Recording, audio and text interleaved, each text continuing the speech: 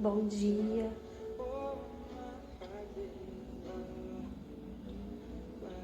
Bom dia a todos vocês que hoje chegam nesse vídeo, que participam comigo neste evangelho do nosso lar, porque é um evangelho aqui do meu lar, mas é um evangelho no seu lar também.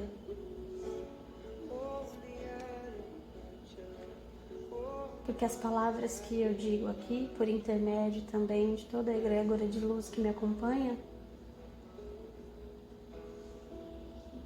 chega em todos os lares. A minha intenção, e sempre o que vale é a intenção, a minha intenção é que chegue em todo o planeta, em todo o universo. Que converse com o teu lar também. E que o nosso lar, a nossa casa, se expanda para todo o nosso bairro e para todo o mundo.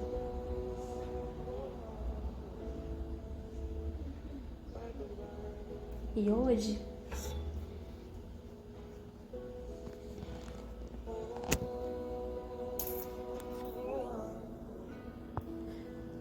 vamos dar continuidade à leitura do capítulo 1 do Evangelho segundo o Espiritismo.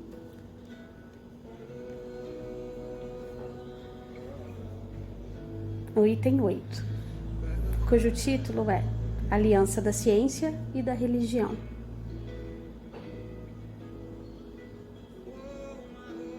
E o que fazemos aqui, conforme já foi dito em outros domingos, é uma leitura do Evangelho. Portanto, é uma leitura minha,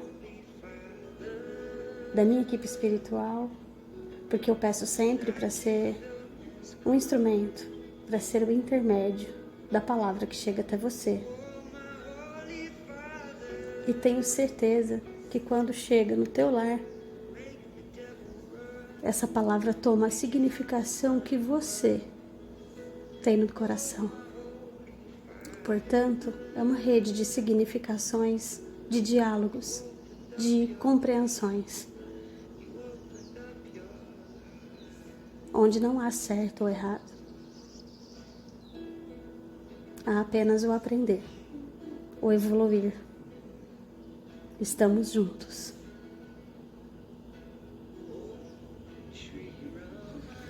Então vamos lá. Item 8, Aliança da Ciência e da Religião. A ciência e a religião são as duas alavancas da inteligência humana. Uma revela as leis do mundo material e a outra as leis do mundo moral. Mas, umas e outras, tendo o mesmo princípio que é Deus, não podem se contradizer.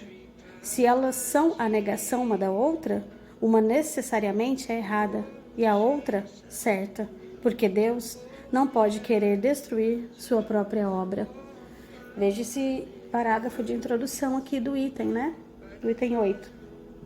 Nós estamos no item 8, para quem está na edição do Salvador Gentili, a editora Boa Nova, eu estou na página 39, do capítulo 1, Eu não vim destruir a lei. Veja bem, nesse capítulo introdutório, eles nos diz que a ciência e a religião são as alavancas da inteligência humana. É por meio da inteligência da ciência e da religião que a inteligência humana se propõe a fazer as suas obras, né? E elas revelam, uma é a união da lei do mundo material com a lei do mundo moral. Só que as duas precisam estar tendo como princípio o que é Deus. Se Deus está no princípio das duas, elas vão convergir, elas vão andar de mão dadas. Entretanto, se uma delas acreditar que Deus não está no centro da sua ação, uma vai contradizer a outra. Portanto, uma vai estar certa e a outra estará errada.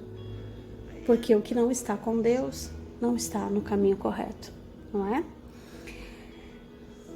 A incompatibilidade que se acreditava ver entre essas duas ordens de ideias prende-se a um defeito de observação e a muito de exclusivismo de uma parte ou da outra, Daí um conflito, de onde nasceram a incredulidade e a intolerância. Então, aqui está dizendo para nós que sempre houve, né, esse embate entre ciência e religião. Aonde uma está, a outra não pode estar. A religião está com Deus, mas a ciência, ela é como se ela fosse além disso, né?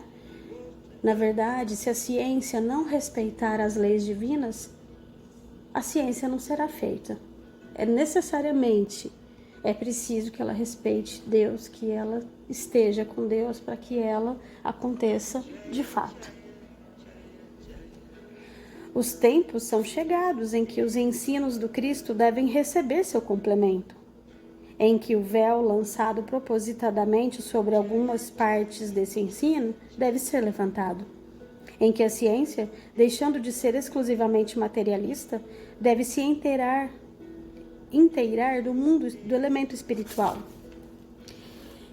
em que a religião, cessando de menosprezar as leis orgânicas e imutáveis da matéria, essas duas forças se apoiando uma sobre a outra e andando juntas, se prestarão um mútuo apoio. Então diz para nós aqui no segundo parágrafo que é preciso então que a ciência deixar de ser exclusivamente materialista, se preocupar somente com o material, com o corpóreo, com o que se vê, com o que se pode pegar, né? Ela deve se inteirar também do elemento espiritual. Ela deve se valer dele, ela deve considerá-lo, ela deve respeitá-lo, porque só assim ela poderá entregar 100% do que ela se propõe, né? E que a religião, cessando de menosprezar as leis orgânicas e imutáveis da matéria, né? Essas duas forças, a ciência e a religião, juntando-se, apoiando-se uma à outra e andando juntas, elas vão se prestar a um apoio mútuo. Porque a ciência é algo também criado por Deus. O Cristo, nas cartas de Cristo, tem um episódio, um momento da carta 1 que ele fala. Ele explica como acontece esse pensamento da ciência, como é que acontece esse dever da ciência. E ele comenta que isso é divino, isso é de Deus. Portanto, se é de Deus, ela deve se valer do elemento espiritual, porque ela possui o elemento espiritual também. É da tua excelência, né?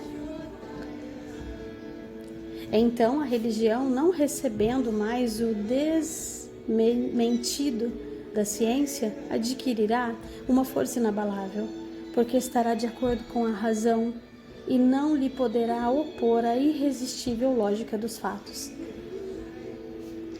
A ciência e a religião não puderam se entender até hoje, porque cada uma, examinando as coisas sob o seu ponto de vista exclusivo, se repeliam mutuamente. Então aqui está falando para nós que até hoje a ciência e a religião ainda possuem alguns embates, né? Elas se excluem porque cada uma vê sob o seu ponto de vista único, sob o seu ponto de vista unilateral, o seu ponto de vista exclusivista, né? A ciência, entre aspas, defendendo o seu peixe, é a religião dela, né? Quando na verdade elas vieram para andar juntas, de mãos dadas. A ciência se valendo do elemento espiritual e a religião se valendo da lógica dos fatos, né? Seria preciso alguma coisa para preencher o vazio que as separava, um traço de união que as aproximasse. Esse traço de união está no conhecimento das leis que regem o mundo espiritual e suas relações com o mundo corporal. Leis tão imutáveis como as regras que regem o movimento dos astros e a existência dos seres. Olha que bonito esse pedaço, né? Esse trecho. E acho que é a chave aqui do item 8, porque ele fala para nós, é preciso preencher essa lacuna. Até hoje elas não conseguiram se entender plenamente, e é preciso preencher essa lacuna. Onde está esse buraco, essa lacuna que precisa ser preenchida? E preenchido do quê? Aí aqui ele fala, no conhecimento das leis que regem o mundo espiritual. É o que ele já tinha falado, né, do elemento espiritual. A partir do momento que a ciência se vale do elemento espiritual, que ela admite a existência dele, tudo é possível, tudo muda, porque elas estarão de mãos dadas. É preciso que a ciência conheça o conhecimento das leis que regem o mundo espiritual e suas relações com o mundo corporal. Então, o mundo espiritual em relação ao mundo corporal. Porque lembra que nós falamos no item passado? Existe a comunicação entre esses dois mundos o tempo todo. E ela se faz por meio do quê? Dos espíritos, não é? Da espiritualidade. Então, é preciso se valer disso. Continuando. Essa é a lacuna, né? É conhecer o mundo espiritual. Essas relações, uma vez constatadas pela experiência, uma luz nova se faz. A fé se dirigiu à razão, a razão não encontrou nada de ilógico na fé, e o materialismo foi vencido. Então, é aqui que está a chave. O que precisou ser feito? O que precisa ser continuado nessa relação entre a ciência e a religião? A razão não encontrou nada de não lógico, nada de, entre aspas, falso na fé. Ele encontrou a lógica da fé, né? E o materialismo foi vencido. Então, aquela materialidade, aquela crença só no que existe materialmente falando, só no que se pode ver e tocar, foi extinta. Mas nisso, como em todas as coisas, há pessoas que permanecem para trás, até que sejam arrastadas pelo movimento geral, que as esmagará se quiserem lhe resistir em algum de a ele se abandonarem. É toda uma revolução moral que se opera neste momento e trabalha os espíritos, depois de elaborada durante mais de 18 séculos. Ela se aproxima do seu cumprimento e vai marcar uma nova era na humanidade. Então está dizendo para nós que é um processo que está em evolução, é um processo que está acontecendo. Dani, mas nós estamos falando aí do Evangelho segundo o Espiritismo, né, de Allan Kardec, escrito há muito tempo atrás. Então agora já melhorou? Agora já está tudo certo? Digamos que ainda não, ainda é um processo. Hoje nós percebemos que a ciência já admite, né, a questão da fé, por exemplo. A fé cura e a ciência admite isso. Ela admite que a fé sozinha talvez não possa curar, mas a fé aliada aos procedimentos médicos, ela cura. Então eles admitem a fé. Tanto que, por exemplo, vou dar um exemplo prático, né? O reiki, a prática do reiki, né? Nos terapeutas holísticos. Não sei se vocês sabem, mas em muitos hospitais tem o uso da terapia do reiki para cura. Então, tem reikianos atuando em hospitais, em prontos-socorros. Há quem diga que o reiki não tem nenhuma ligação direta com a religião, a espiritualidade. Mas Cristo curava com as mãos, e eu acredito particularmente que o reiki ele tem um canal direto, sim, com a espiritualidade, e ele já é admitido em hospitais e tudo mais. Isso é maravilhoso, não é? Tanto que também o contrário é verdadeiro. A fé, a religião espírita, os espíritos, a espiritualidade, sempre nos abre os olhos. Olha, cuide da sua saúde. Nós procuramos muitas vezes, né, algo espiritual para nos curar, a cura espiritual, né, as cirurgias espirituais, etc. Mas eles sempre nos dizem, não deixe de procurar os médicos da terra. Sempre nos digo, não deixe de procurar também os médicos da terra. Então, são duas fontes maravilhosas de cura e que andam de mãos dadas. E agora, parece que elas entendem isso, não é?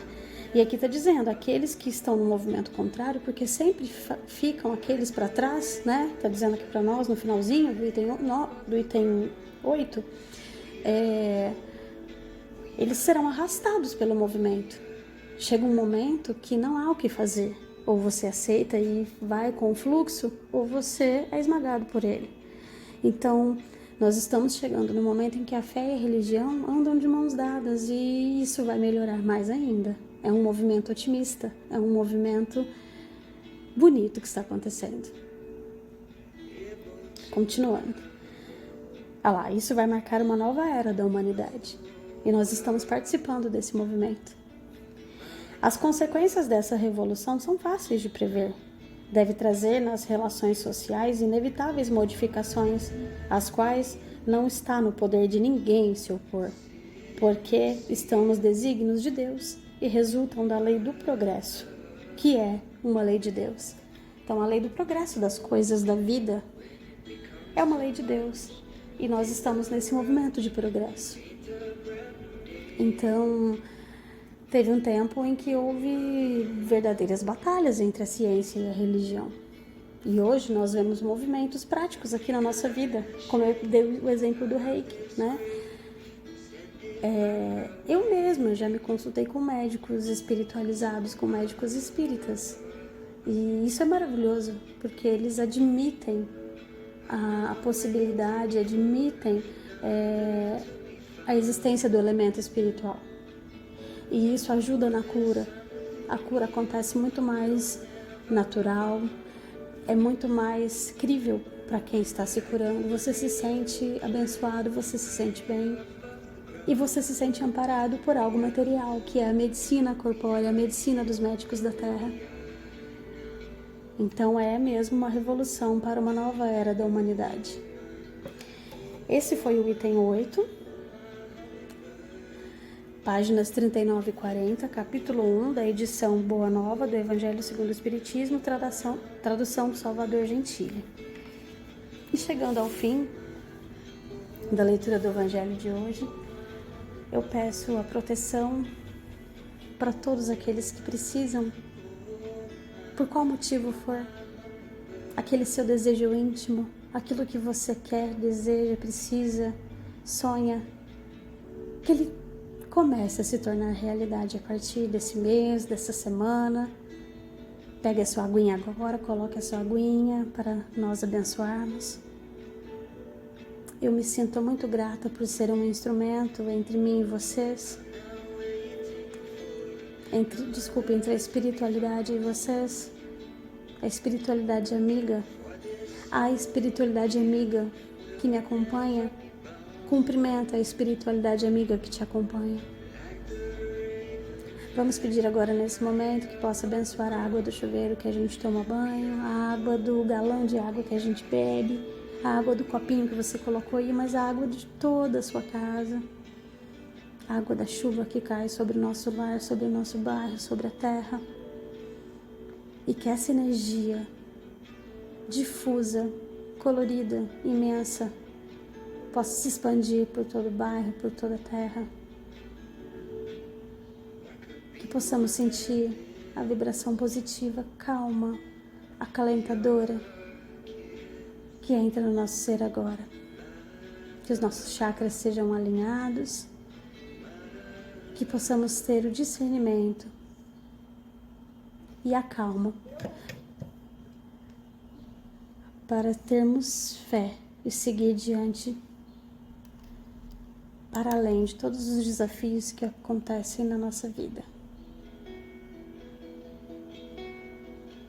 Eu agradeço muito por você estar aqui ouvindo este vídeo, porque não é um vídeo meu para você, é um vídeo da espiritualidade para você. Um grande abraço no seu coração. Deus abençoe vocês.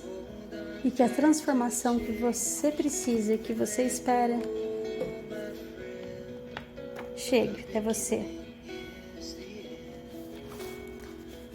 Eu termino essa leitura de hoje com uma mensagem do mestre Eumória,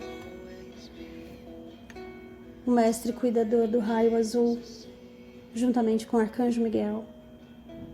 Que Arcanjo Miguel possa cortar todos os laços de tristeza, de medo, de indecisão na sua vida. e lá se vão todos os barcos. Amados filhos da luz, paz e iluminação a todos de boa vontade. Vossos barcos estão no mar da vida. A maré está alta, estáis todos remando. Muitos remam contra a maré, mas há previsão de calmaria. A bússola do tempo registra o sul, que guarda o mapa de um tesouro. Lá no horizonte, há uma linha divisória marcando simbolicamente os dois planos, o material e o espiritual. Se observasseis mais, iriam perceber que ambos estão no mesmo nível. Só há uma distância a percorrer. Vossos barcos tentam seguir em uma direção reta. Os remos da boa vontade não param, e lá se vão todos os barcos. Estamos vigilantes para que não se percam, não se arrebentem. Queremos vê-los chegando firmes, cheios de alegria, inteiros. Estareis marcados pelo sol da injustiça dos homens que tentam apagar o sol verdadeiro de vossas consciências. Chegareis aparentemente vencidos, cansados, mas vossos espíritos estarão entoando o hino da vitória, porque a persistência vos fez companhia, norteando-vos os passos. Amados, vislumbrai quando o céu se veste de azul. Isto sempre se dá para que a calma e a paz acalentem vossos sonhos e ideais. Os girassóis se tornam amarelos para que vos passarem alegria. As árvores se coloriam de verde para vos transmitir esperança. As nuvens se fizeram brancas para vos inspirarem a paz. Perseverai, sede todos pontuais, assíduos, e grande será o vosso galardão dos céus. O maior prêmio a receber é a coroa da sabedoria, e esta se ganha com o estudo, trabalho, persistência. Não deixeis o desânimo vos tomar de assalto. Não useis a língua no verbo destruidor e maledicente. Lembrai-vos todos de que Deus está usando-vos como canais para que seu reino se instale em vosso mundo. Todos vós são modelos onde o Cristo de Deus jogou sua âncora para que o seu barco de amor deslize sobre as águas da boa vontade. Cubro-vos com meu manto azul cobalto e cerco-vos com minha espada da sabedoria. Fé, discernimento, coragem, para que sejais um comigo e todos um com Deus. Eu sou eu em vós. Mestre Elmória.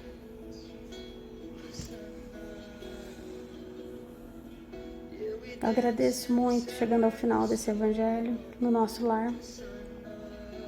Veja como essa mensagem veio a calhar diante de tudo que falamos. Perseveremos. Perseveremos juntos. Todos somos um. Namastê.